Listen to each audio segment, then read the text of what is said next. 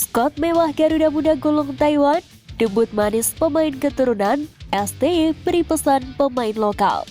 Media Malaysia kagumi gol skuad Garuda. Simak informasi selengkapnya hanya di Garuda Space Update.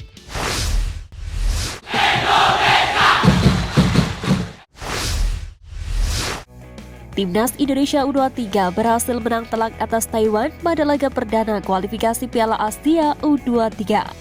Kemenangan 9 gol tanpa balas dicetak oleh Marcelino Ferdinand, Ramadan Sananta, Rafael Struijk, Witan Sulaiman, dan Ilham Rio Fahmi di babak pertama.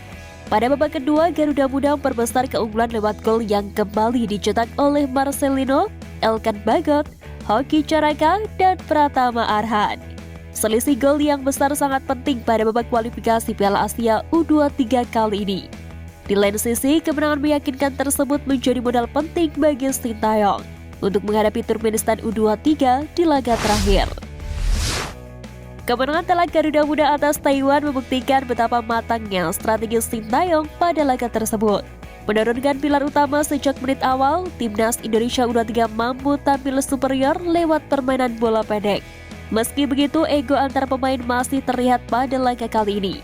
Skuad asuhan Sintayong masih tampak berburu gol satu sama lain kendati Taiwan kalah kelas. Hal tersebut tentu bakal menjadi evaluasi bagi Sintayong, mengingat laga lawan Turkmenistan tidak bisa dianggap remeh. Kontribusi apik berhasil ditorehkan pemain keturunan yakni Rafael Struijk dan Ivar Jenner yang akhirnya debut bersama Timnas U23 Indonesia. Ivar tampak mampu mengontrol lini tengah sementara Rafael Struijk tajam di depan gawang kendati harus gagal melakukan penalti. Sementara itu Sintayong cukup jeli melakukan rotasi pada laga kali ini. Terbukti Rehan Hanan berhasil mendapatkan debutnya. Sementara jebolan emas di games yakni Komang, Jam Destroyer hingga Fajar Faturrahman mampu menjalankan tugasnya sebagai pengganti dengan baik. Terlepas dari hasil laga kontra Taiwan, pelatih Sintayong resmi mencoret 4 pemain Timnas U23 Indonesia kualifikasi Piala Asia U23 2024. Pemain tersebut yakni Beckham Putra, Muhammad Tafani, Akbar Arjuansyah, dan Victor Detan. Diketahui Beckham Putra dicoret lantaran mengalami cedera. Meski sangat disayangkan, Beckham sendiri memang telah terlihat latihan terpisah sejak gabung pemusatan latihan. Sebelumnya Beckham Putra tercatat tampil bersama Persib pada pekan ke-11 Liga 1 2023-2024 kontra Persija. Kala itu Beckham Putra memulai permainan dari bangku cadangan. Sementara pencoretan 3 pemain lain berdasarkan pertimbangan tertentu. Hal itu diungkapkan langsung oleh sang asisten Nova Arianto. Ketua Umum PSSI Erick Thohir menyoroti banyaknya agenda Timnas Indonesia yang bentrok pada September 2023 ini. Kondisi ini membuat Erick Thohir merasa bahwa skuad Garuda masih kekurangan pemain baik untuk tim senior maupun U23. Pasalnya, banyak pemain yang tengah mengalami cedera, sebut saja seperti Zain Patinama, Yaakob dan Yance Sayuri, Dimas Derajat. Sementara di Timnas U23 ada Beckham Putra. Terkait hal itu, Erick Thohir membeberkan pentingnya regenerasi Timnas Indonesia. Mantan Presiden Inter tersebut ingin klub-klub terus menghadirkan pemain muda berkualitas untuk tim Merah Putih. Usai melibas Turkmenistan di FIFA Matchday, Sintayong meminta pemain lokal terus mengasah kualitasnya. Hal ini dilakukan agar dapat bersaing dengan para pemain naturalisasi jelang Piala Asia 2023 di Qatar pada Januari 2024 mendatang. Pasalnya, Sintayong sendiri ditargetkan untuk lolos ke babak 16 besar guna mendapatkan perpanjangan kontrak baru bersama Timnas Indonesia. Diketahui untuk melancarkan misi tersebut, Sintayong meminta PSSI untuk melakukan naturalisasi pemain keturunan yang bermain di level top Eropa. Nama-nama Jordi Amat, Sandy Walsh, Zain Patinama, Ivar Jenner, dan Rafael Struijk sudah didapatkan. Khusus 2 nama terakhir diproyeksikan untuk jangka panjang karena masih berusia 19 hingga 20 tahun. Meski begitu, Sintayong tetap memperhatikan talenta lokal untuk terus menunjukkan kualitasnya bersama klub. Gol fantastis Denny Sulistiawan ke gawang Turkmenistan turut membuat takjub media Malaysia makan bola.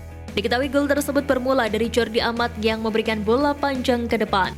Pemain Turkmenistan berhasil menjangkaunya dan melakukan sapuan. Namun upayanya tidak sempurna dan bola malah diterima oleh Denny. Dengan 2 sentuhan, Dendi melesatkan tendangan voli menukik dari luar kotak penalti yang menghujam deras gawang Turkmenistan. Proses gol yang indah tersebut membuat Makan Bola memberikan pujian atas gol striker Bayangkara asli itu sebagai gol yang berkelas dunia. Sementara bagi Dendi, gol tersebut juga menjadi pembuktian atas kepercayaan Sintayong, sebab dirinya belum mencetak gol bersama Bayangkara asli di musim ini. Ketua Umum PSSI Erick Thohir bersyukur ranking FIFA Timnas Indonesia naik dan cetak rekor dalam 11 tahun terakhir usai kalahkan Turkmenistan. Sebagai catatan, sejak 2012 ranking FIFA terbaik Timnas Indonesia hanya di kisaran peringkat 150-an. Meski begitu, Erick Thohir juga menekankan agar tren kemenangan Timnas Indonesia bisa berlanjut demi target besar menembus ranking 100 besar dunia dalam jangka pendek. Adapun ia juga mengincar Timnas Indonesia masuk ranking 40 dunia pada 2045 mendatang. Nama Sintayong bergemuruh di Stadion Gelora Bung Tomo usai laga FIFA Matchday Timnas Indonesia kontra Turkmenistan. Kemenangan 2-0 membuat supporter yang hadir langsung ke Stadion Gelora Bung Tomo pun menunjukkan langsung apresiasi mereka atas penampilan apik skuad Garuda. Ramai postingan di media sosial soal teriakan supporter di tribun stadion bergemuruh memanggil nama pelatih asal Korea Selatan itu. Selepas sesi foto bersama, Sintayong pun ikut berlari ke pinggir lapangan untuk menyampaikan gestur terima kasih kepada para supporter. Pelatih asal Korea Selatan itu mengaku mengatakan kemenangan skuad Garuda kali ini terbilang cukup mengejutkan.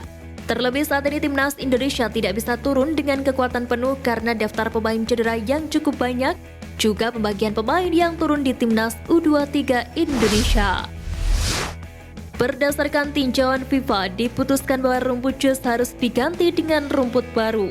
Beberapa waktu yang lalu, pihak Jack Pro langsung menuruti instruksi FIFA dengan membongkar rumput stadion tersebut. Untuk mengatasi hal itu, Erick menghadiri rapat bersama Jack Pro. Dalam rapat tersebut, salah satu di antaranya membahas mengenai rumput yang dipasang pada lapangan JIS untuk Piala Dunia U17 2023. Hasil rapat memastikan Dewa United bersedia meminjamkan rumput lapangannya kepada JIS. Rumput tersebut dinilai sudah memenuhi standar FIFA. Erick Thohir memastikan bahwa peminjaman rumput bukanlah masalah dari pihak Dewa United. Sang pemilik sudah mengiyakan karena lapangan latihan Dewa United dimiliki swasta, bukan pemerintah daerah.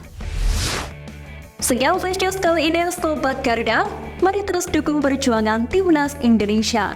Nantikan Flash News Edition dari Garuda Space selanjutnya. Terima kasih dan salam olahraga.